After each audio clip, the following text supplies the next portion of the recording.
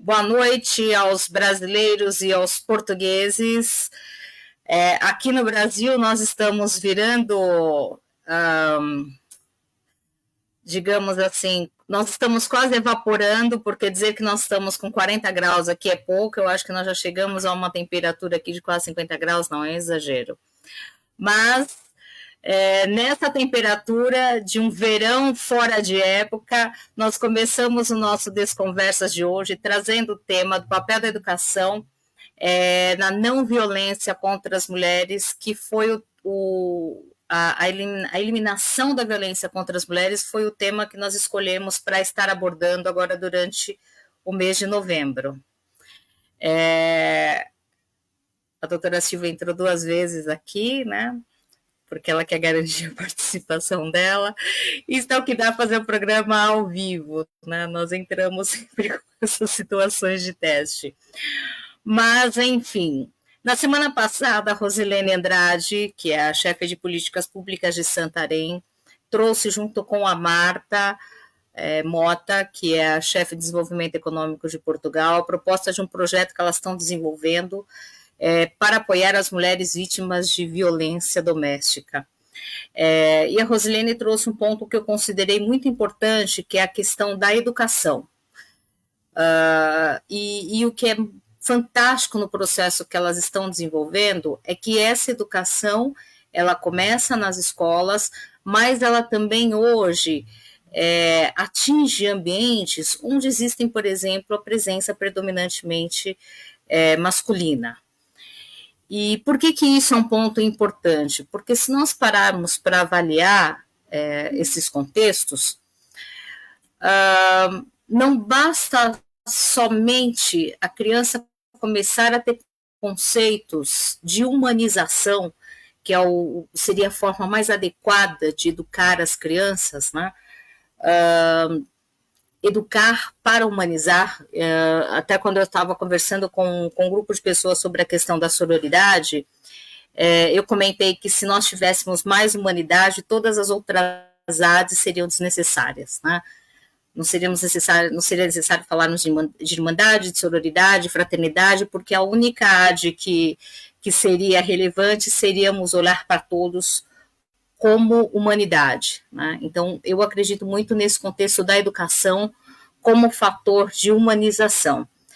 Então, com essas palavras, doutora Silvia, eu abro nosso Desconversas e passo a palavra para você, porque eu entendo que é importante tratar dessa questão da educação para humanizar as relações, como forma de evitar não só a violência contra a mulher, mas a violência contra qualquer ser humano. Mas quando nós falamos da mulher, principalmente, eu vejo que uma das coisas que mais é pontuada nessa questão da violência é que a mulher ela passa a não ser vista como um ser humano, mas ela passa a ser vista como um objeto, como uma coisa que se tem a propriedade. Então, com esses pontos, eu queria já começar o Desconversas de hoje. Olá, boa noite a todos, boa noite, Soira. Sim, eu realmente tenho mesmo muita pena que nós tenhamos que tratar deste tema e falar disto, porque se o temos que fazer e se ainda é emergente fazê-lo, significa que ainda há razões para isso e ainda existem diferenças e, infelizmente, numa tentativa de equilíbrio, é preciso reforçar as mulheres, é preciso protegê-las, é preciso dar-lhes voz, só para que elas tenham os mesmos direitos que os homens. E claro que as coisas estão muito diferentes, já começamos a conseguir manifestar os nossos pensamentos, até a nossa criatividade, mas de longe temos as mesmas oportunidades que os homens.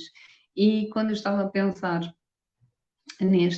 no papel da educação na não violência contra as mulheres, eu pensei em algo que realmente eu acho importante. Existem, obviamente, e tu falarás também sobre isso, dos vários programas que existem aí no Brasil para que isso aconteça. Acho que, obviamente, seria muito importante que nas escolas este fosse um tema trabalhado.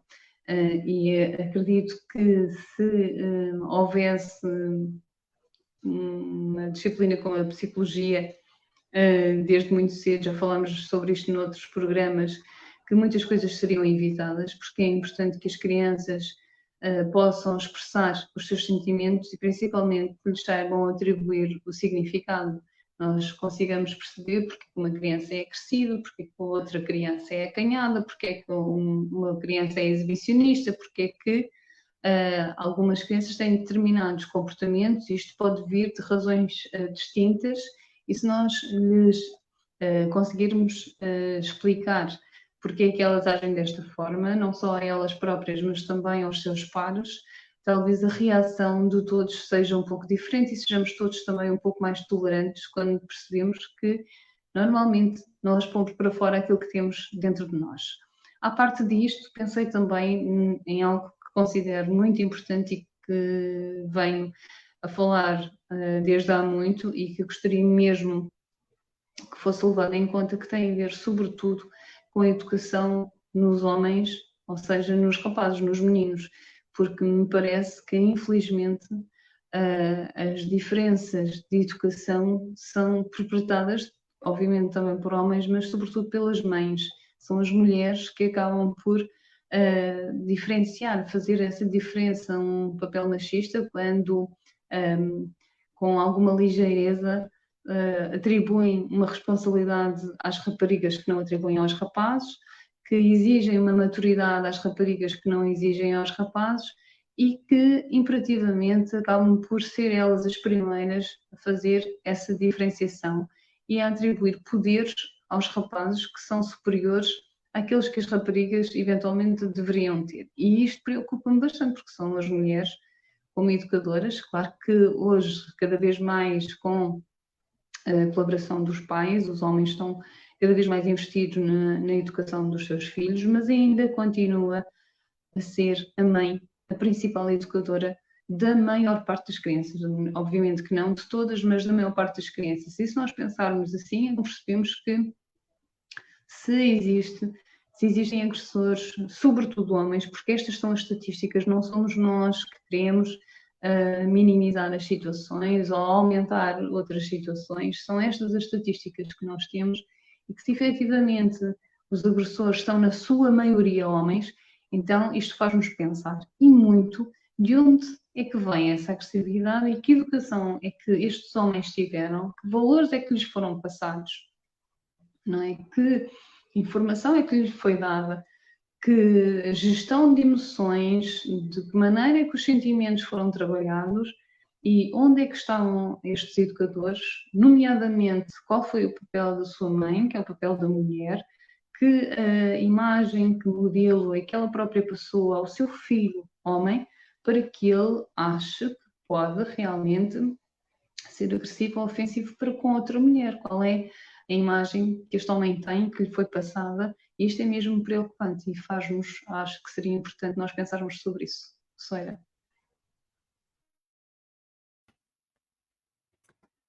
Silvia, e uma coisa que nós já conversamos em outros programas, e eu já conversei com outros amigos também, é essa postura que hoje existe dos pais em responsabilizar a escola por uma questão da educação que já deveria vir de casa, não é? Mas, ao mesmo tempo em que há uma cobrança da escola para que eles conduzam a forma de educar dessas crianças, eu vejo que nós vivemos em um mundo, né, onde os extremos, as polarizações, eles são cada vez mais frequentes. Então, ainda que haja uma política de humanização dentro de um contexto educacional, nós temos que lidar com esses contextos de sociedade onde talvez a criança vá entrar num contexto de conflito, exatamente porque os adultos também precisam, em primeiro lugar, se reeducar, ou seja, rever os seus conceitos para que eles possam educar essas crianças para serem seres humanos, né, e que aprendam a tratar o outro como um ser humano e não como um objeto. Como é que você enxerga, Silvia, essa situação de conflito que nós vivemos hoje, né? Por um lado, os pais que terceirizam a educação dos filhos, mas ao mesmo tempo podem não estar abertos, por exemplo, a esse conceito de o meu filho e minha filha têm que ter tem que ter equidade na forma de tratamento. Quando você tem esses contextos que internamente dentro do ambiente familiar, a criança vai receber uma educação diferente. Então, ou seja, nós temos esses conflitos dentro de uma sociedade que tem cada vez mais manifestado no sentido dos extremos. Como é que a gente lida com essa situação, Silvia? Como é que a gente pensa essas ações de educação? Porque, assim, ainda que hajam algumas ações de educação voltadas para esse contexto, né? De evitar a violência contra as mulheres, essas ações ainda são pequenas. Se você pensar na proporção territorial do Brasil, o que se tem de ações é uma coisa praticamente irrisória, não é? Então, ok, algumas ações já estão sendo feitas, mas como é que nós lidamos com essas situações, desses conflitos todos que nós vemos hoje na educação e que, inclusive, em outros programas nós já abordamos?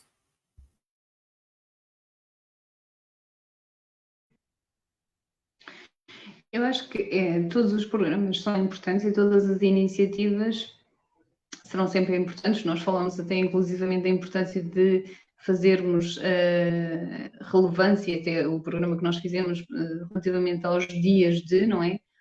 Ao dia, nomeadamente o dia da saúde mental ou outros quaisquer. Eu acho que enquanto for necessário trabalhar esses dias e fazê-los realmente importantes, nós devemos, todos os programas serão poucos, todas as iniciativas serão poucas. Agora, relativamente ao que diz respeito às escolas, claro que as escolas também são, não só, mas também são formadoras de caráter, não é? Nós temos, principalmente, penso eu, nos primeiros anos de vida, em que nós estamos a construir a nossa personalidade e estamos em busca de identificação, ou então, pelo contrário, eu não quero nada parecer-me com aquela pessoa. É importante que nós formemos o caráter, mas se nós não sabemos o que é que as coisas significam, nós podemos estar a rejeitar ou até ganhar a aversão qualquer uma situação sem sabermos exatamente o porquê, não é? Até pode ser pelas razões inversas àquelas que nós damos valor. E há pouco estava-te a dar o exemplo, fala-se muito em bullying e mesmo é muito importante falar sobre o bullying, por exemplo, não é? Que é uma forma de violência, neste caso não só contra as mulheres ou as raparigas, mas também contra os rapazes. Mas é igualmente importante perceber, se calhar, a origem da questão, que são os bullies, não é? Que são os agressores, que são aqueles que ofendem e que humilham as vítimas. E perceber, porque parece-me a mim que se as crianças e até alguns adultos, técnicos, professores, auxiliares, que trabalham com as crianças, penso que às vezes nem esses entendem que uma criança que tem uma manifestação deste perigo e desta agressão e deste horror, então é uma criança que precisa muito de ser ajudada e mesmo muito importante nós percebermos o que é que levará uma criança, que tristeza, que revolta, que frustração é que ela terá dentro dela, que ambiente familiar é que ela terá para ter esta necessidade de se manifestar desta forma, não é? E parece-me que é aí o primeiro passo onde nós devemos ir e tentar perceber as questões. E se na escola as crianças tiverem um espaço onde podem expressar os seus sentimentos e que sintam a escola como um ambiente seguro, como um sítio seguro, onde podem dizer aquilo que sentem, onde podem expressar as suas emoções e principalmente terem um feedback correto, que é, elas expressam as suas emoções, mas isto não fica no ar, isto não fica perdido, existe um direcionamento, existe um acompanhamento, existe uma atribuição de significado daquilo que elas estão a sentir e principalmente também existe uma validação de, independentemente de se concordar ou não com a atitude de uma criança, mas validá-la e fazê-la sentir que compreendemos que ela tenha feito aquilo daquela forma, não deve repetir, explicarmos o porquê, mas que realmente nós compreendemos enquanto adultos, enquanto técnicos, porque qualquer pessoa que trabalhe com crianças é importante que tenha alguma pedagogia, não é? Não temos que ser todos psicólogos, obviamente, não temos que ser todos licenciados nem doutorados, mas é importante que, antes de mais, tenhamos empatia e consigamos perceber para além do óbvio e que tenhamos alguma pedagogia para conseguir também ajudar, ou pelo menos, quando achamos que não temos essa capacidade, então, pelo menos encaminhar, sinalizar uma criança, não é? Que manifestou já alguns sinais, seja porque vamos pensar num contexto escolar e depois, entretanto, já sairemos deste contexto específico, mas uma criança manifesta-se das mais variadas formas, em sobrealimentação, em deixar de se alimentar, em ter uma atividade um bocadinho mais ativa, a ter menos atividade do que é habitual, em querer mandar nas brincadeiras ou, por outro lado, ficar de fora das brincadeiras. Portanto, há várias formas que nós, se observarmos uma criança e se trabalharmos com elas, nós conseguimos perceber, sobretudo, alterações de comportamento. Primeiro, os comportamentos desajustados, quando é o início do ano escolar e que nós ainda não conhecemos a criança, mas percebemos já que o comportamento dela é completamente desajustado, esse é o ponto número um.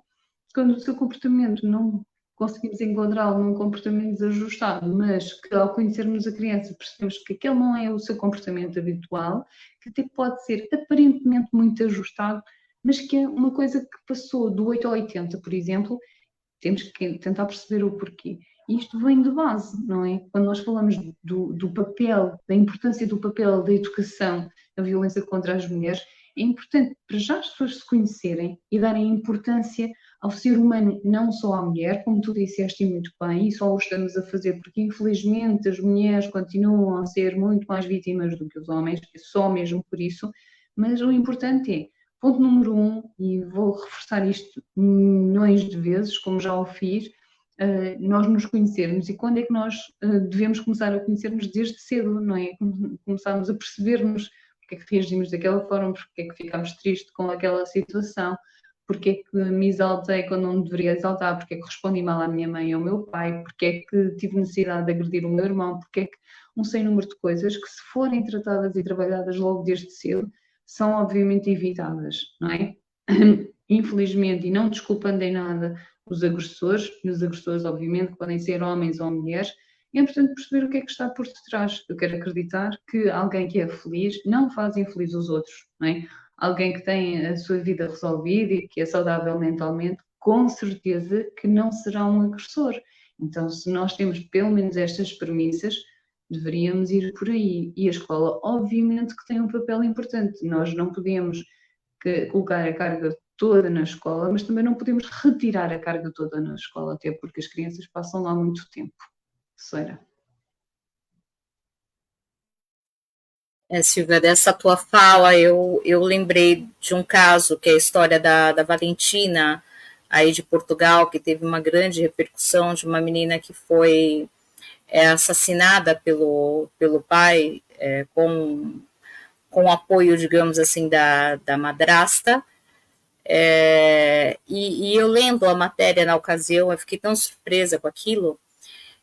Eu me recordo que uma das professoras se manifestou em relação ao pai dessa menina.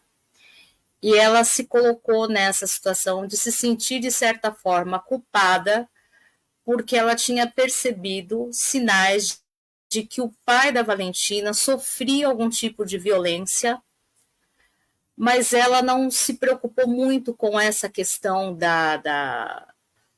na época não é que ela não se preocupou, ela não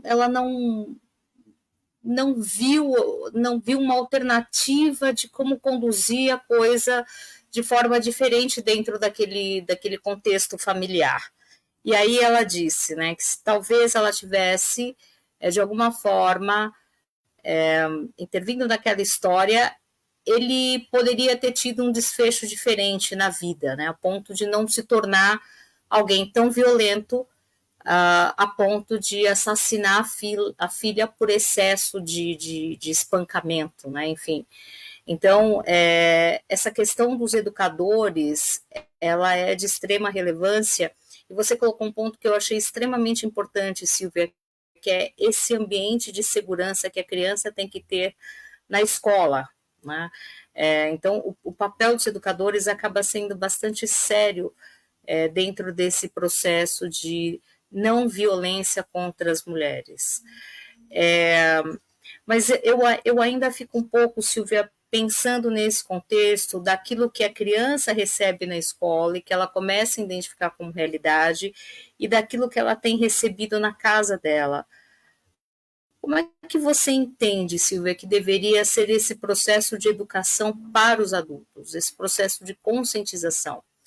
Porque, por exemplo, ainda que hajam leis, eu tenho tido a percepção de que talvez as leis como elas estão ainda não sejam adequadas para gerar esse tipo de conscientização. Como é que você percebe esse processo de educação, de conscientização nos adultos? Né? Porque as escolas podem ter ali todo um processo de pedagogia para poder tratar desses alunos e criar um outro conceito, mas como é que nós vamos trabalhar essa questão nos adultos?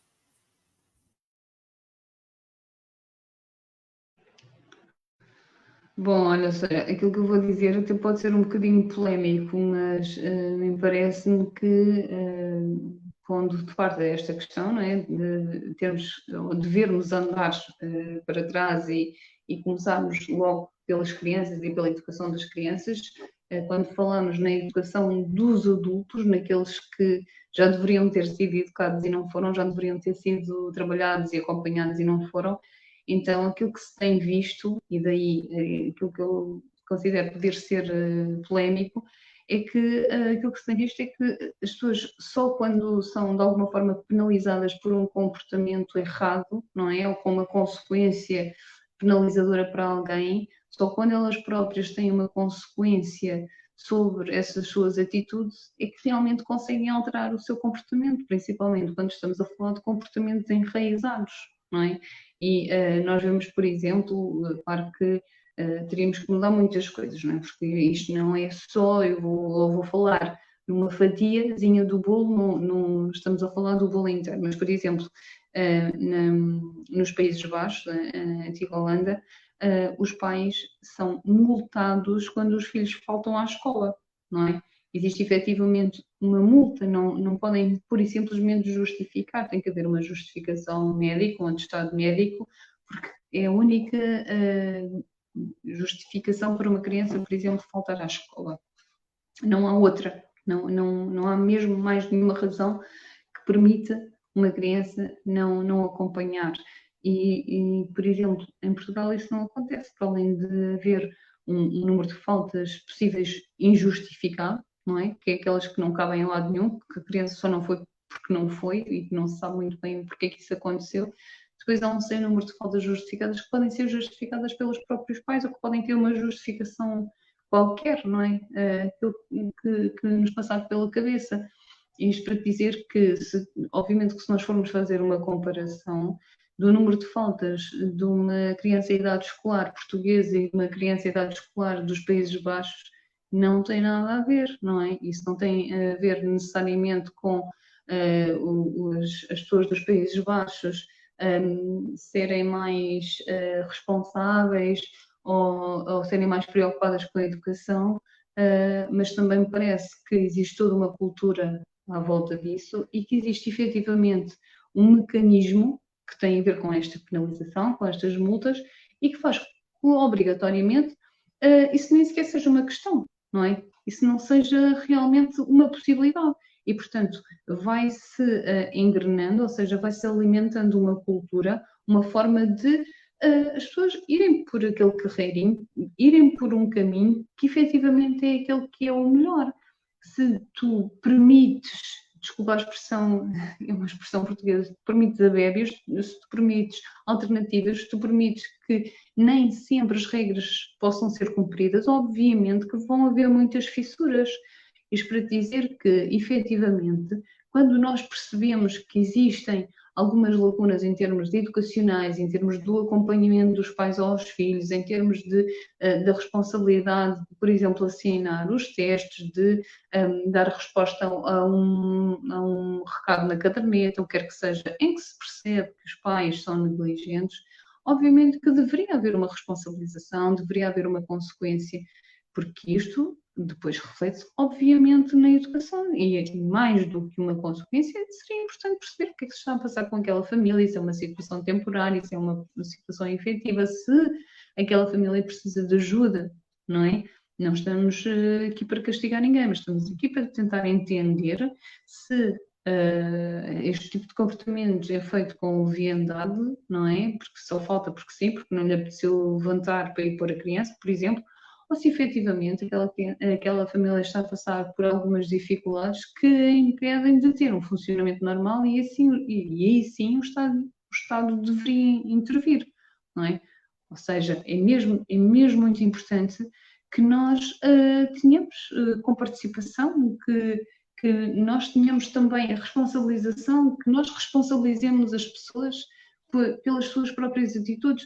O ser humano, no geral, é assim, nós pagamos as contas porque temos que as pagar e pagamos as contas dentro da data porque se não o fizermos pagamos multa por não o fazermos corretamente, não é? E isso não é necessariamente mau, porque é aquilo que nos faz conseguir viver em sociedade, porque senão seria uma anarquia e cada um faria aquilo que quer, não é? Relativamente à educação dos filhos, penso que se passa a mesma coisa. Será importante que hajam regras, mas que essas regras sejam cumpridas, porque depois também se torna muito injusto nós percebermos que existe uma fatia da sociedade que cumpre, não é? E que existem depois outras pessoas, outras raças, outras etnias, outras nacionalidades, outros tipos de pessoas que se sentem no direito de não ter que cumprir. E, portanto, obviamente que se vão criando desequilíbrios sociais e isso obrigatoriamente gera também por si só violência. Soeira. Bom, eu vou pedir desculpas aqui pela falha técnica, mas aqui em São Paulo agora está assim, começou a chover, nós ficamos sem energia elétrica. Enfim, mas eu retomei aqui. Doutora Silvia, já para caminhar para os nossos momentos finais, eu volto no ponto, né, de onde eu comecei, a questão da humanização para as crianças, né, desde a mais tenra idade, para que os meninos e meninas consigam enxergar uns nos outros a sua própria humanidade, né? E tem aquela filosofia africana, que é a Ubuntu, que fala deixa uma mensagem que eu acho que é muito interessante, né? Eu sou porque nós somos. E se nós começarmos a entender que aquilo que afeta uma pessoa, um outro ser humano, aquilo que afeta a mulher, porque a mulher, enquanto que ocupa tantos papéis hoje, principalmente na sociedade, aquilo que acontece a uma mulher, ela tem um efeito muito negativo na sociedade como um todo, não é? E nós deveríamos ter essa preocupação de entender que cada coisa que afeta uma mulher vai afetar a humanidade como um todo. Isso é impossível, né? Eu acredito muito nessa, é uma questão de crença pessoal, cada um acredita no que quer, mas eu acredito muito nesse fator da unidade, né? Ah, eu sou porque todos nós somos e eu acredito que todos nós somos um. E como já dizia o poeta aqui no Brasil, né, é impossível ser feliz sozinho. Então, se nós tivermos cada vez mais essa consciência de que aquilo que afeta, aquilo que agride, aquilo que magoa o outro, em algum momento vai ter um impacto negativo na minha vida, nós vamos nos preocupar com essa questão da conscientização para a humanização das nossas relações. E, obviamente, que assim, né, já circularam vários vídeos na internet de que as crianças, por si só, nunca conseguiriam agredir, os meninos, por exemplo, nunca conseguiriam agredir uma menina. Então, se eles não conseguiriam, enquanto muito pequenos, agredir uma menina, significa que quando eles crescem e agridem uma mulher, isso foi algo que ele foi aprendendo ao longo da vida. Então, é muitíssimo importante nós entendermos a relevância da educação para nos tornarmos seres humanos mais evoluídos, né? Porque hoje nós só temos tecnologia, e a tecnologia, ela e todos os outros bens, ela só serve para nos materializar. Mas teve um ponto, quando eu fiz o meu trabalho de diversidade e inclusão, que eu conversei com o Tiago Barbosa, que me marcou muito. E o Tiago Barbosa, ele trabalha com robótica, né, com indústria 4.0, ou seja, o que nós temos de mais inovador hoje, né, dentro da indústria. E quando fui conversar com ele sobre diversidade e inclusão dentro da tecnologia, eu achei que ele ia vir assim com conceitos bem diferentes daquilo que ele me passou. E ele me trouxe um conceito de que assim, só um grande ser humano vai conseguir sobreviver com dignidade dentro de um ambiente altamente tecnológico. E ele chamou a atenção exatamente para algo que a tecnologia está nos trazendo. Porque se você olhar como era sua escrivaninha de trabalho no passado, você tinha uma série de coisas que hoje estão todas dentro de um único aparelho. Então, ou seja, de certa forma, nós estamos nos desmaterializando, não é?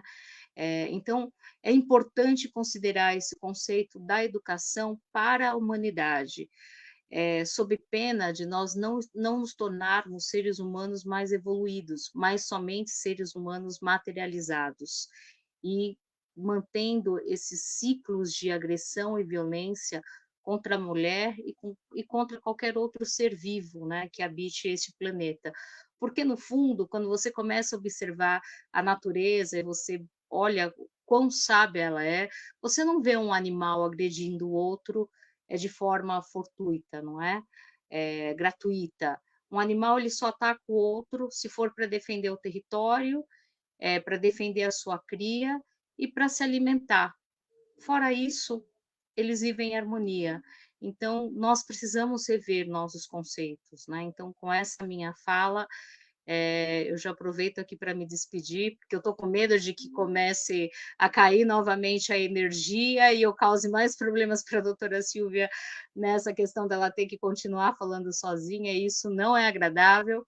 Então, eu já me despeço, deixando um voto de uma excelente semana para todos e pedindo para que haja realmente essa reflexão na questão da educação, né? Que os pais sejam apoiadores das escolas, que revejam seus próprios conceitos, porque uma coisa é fato, né?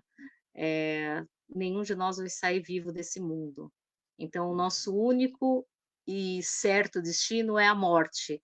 Então, se nós pararmos para avaliar o que nós vamos ter daqui, o que nós vamos ser daqui a 100 anos, quando muito, uma foto que talvez alguém olhe e diga, nem sei quem é essa pessoa, e que vai parar na lata do lixo, né? Então, é importante nós tentarmos deixar.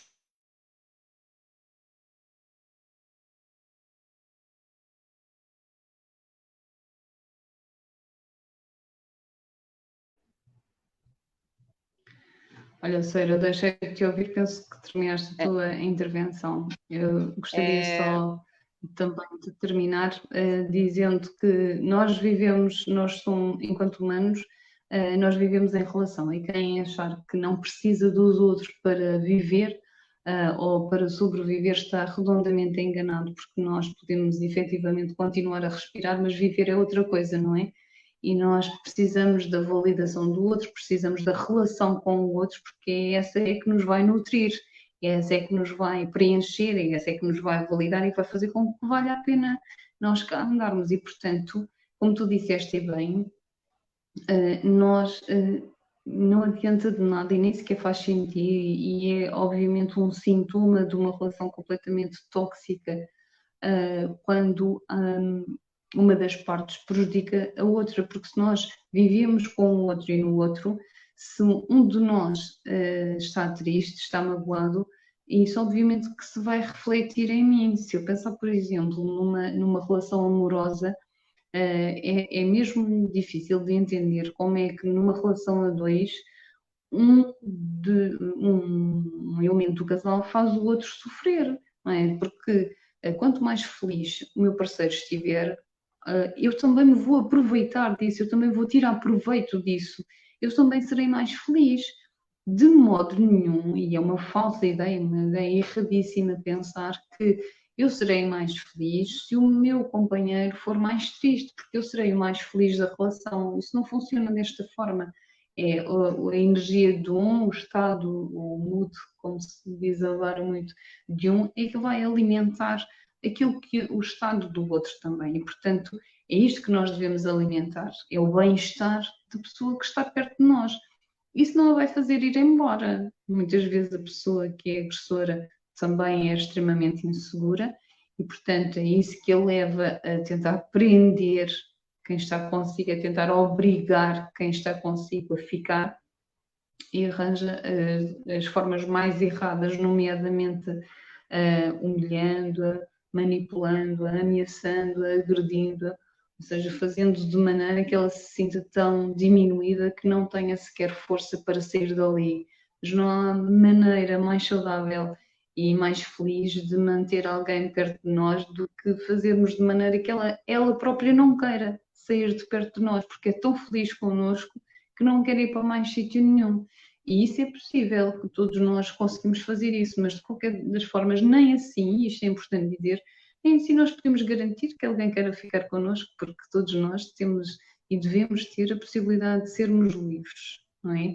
E de só estarmos perto de alguém enquanto quisermos estar ao pé dessa pessoa, e nomeadamente, usando agora uma frase velha e usada, mas nós só devemos estar perto de quem nós queremos estar, não é? Não devemos ser obrigados a estar perto de ninguém e, no fundo, aquilo que é importante é nós fazermos aos outros aquilo que nós gostaríamos que nos fizessem a nós, não é? E, sobretudo, isso passa também pelo respeito.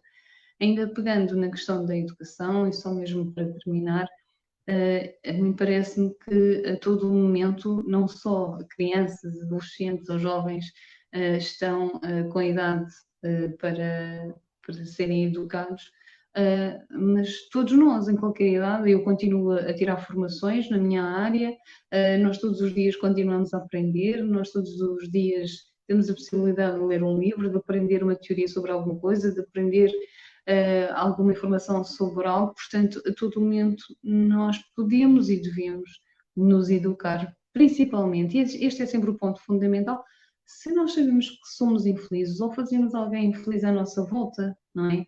É essa a base, até a premissa para nós pedirmos acompanhamento psicológico, é quando estamos em sofrimento ou fazemos alguém sofrer à nossa volta. Portanto, quando isto acontece, é de uma enorme inteligência e humildade e até de generosidade nós nos predispormos a sermos educados, a pedirmos a alguém que nos diga: eu tenho feito isto com o meu filho, mas isto não está a funcionar, eu pensava que era assim, porque tenho um filho mais velho com quem eu costumava agir desta forma e correu sempre tudo bem, mas com este não está a funcionar.